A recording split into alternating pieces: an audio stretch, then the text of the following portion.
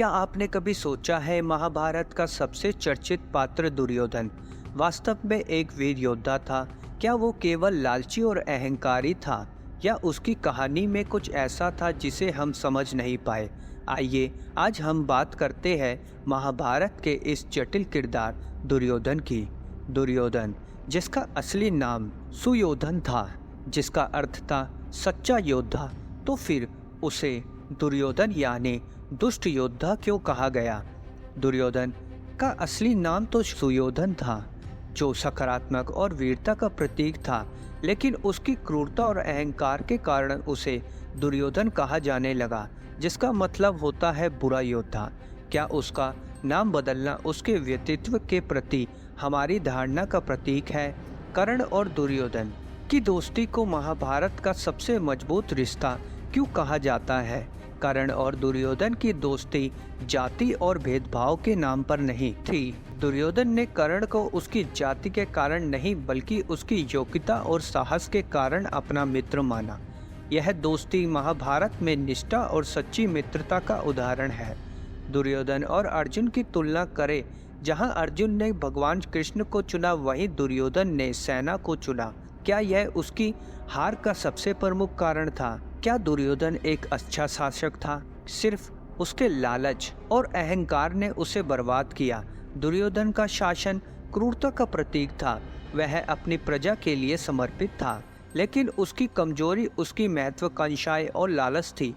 उसने राज्य और शक्ति को अपना अधिकार समझा और इसी कारण उसने पांडवों से लड़ाई की। क्या उसकी यह महत्वाकांक्षाएं उसे अतः विनाश की ओर ले गई? दुर्योधन के पास इतनी बड़ी सेना और इतने महान योद्धा थे, फिर भी वह पांडवों से क्यों हार गया?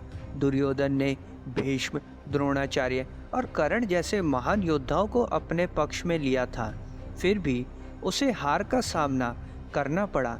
इसका कारण क्या था कि दुर्योधन ने भगवान कृष्ण की महत्वता को नहीं समझा।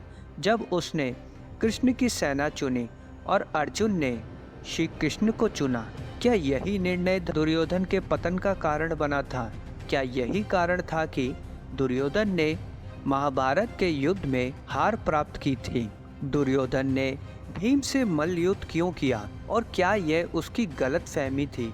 क्या यह उसकी सबसे बड़ी गलती थी? दुर्योधन को अपनी गदा युद्ध पर इतना भरोसा था कि उसने भीम से युद्ध करने के लिए मल्ल युद्ध चुना, क्योंकि उसे पता था कि उसे मल्ल युद्ध में कोई हरा नहीं पाएगा, क्योंकि उसके पास युद्ध की कुशलता के साथ ही उसके पास अपनी माता का भी आशीर्वाद था, जिससे उसका शरीर वज्र का हो गया था। उसे विश्वास था कि वह अपने इस कौशल से पांडवों को हरा देगा, लेकिन भीम की ताकत और उसकी प्रतिज्ञा ने दुर्योधन को परास्त कर दिया।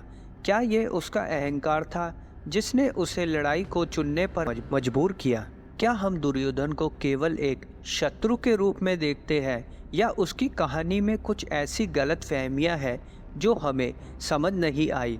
दुर्योधन को हमेशा एक बुरा व्यक्ति माना गया है, लेकिन उसने वही किया जो उसे सही लगा।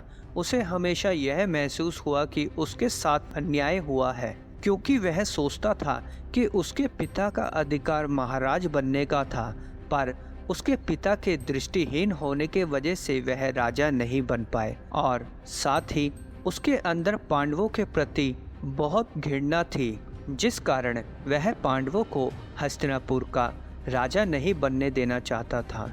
उसने कभी यह नहीं सोचा कि पांडव उससे श्रेष्ठ है, और उसने अपने हर कदम को अपने अधिकार की लड़ाई समझा। लेकिन क्या यह उसके दृष्टिकोण की दृष्टि थी?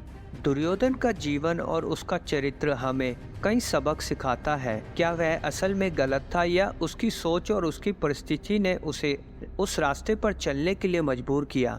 आप क्या सोचते हैं? क्या एक दुर्योधन सही में एक बुरा योद्धा था या नहीं? क्या आपकी राय में दुर्योधन असल में एक नायक था या एक विलेन? क्या उसकी हार की गलतियों का परिणाम थी या उसका भाग्य?